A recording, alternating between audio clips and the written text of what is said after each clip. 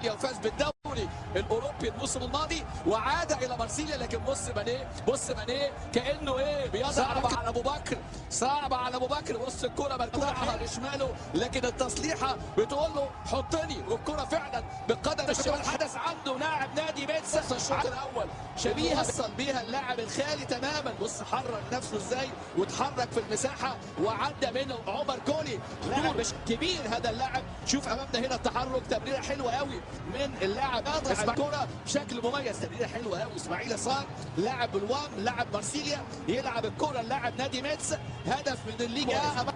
حضر نفسه يركن كرة، المهارة عالية قوي، المرور رائع من البديل اللي مرر لامين كامارا. الرياضة صعبة قوي على اللاعب ابو بكر جاي عشان يسجل ثالث الاهداف للمنتخب السنغالي. وشوف الاستلام وادي المهارة اللاعب إليمان ندياي لاعب مارسيليا. بص الاسيست الراجل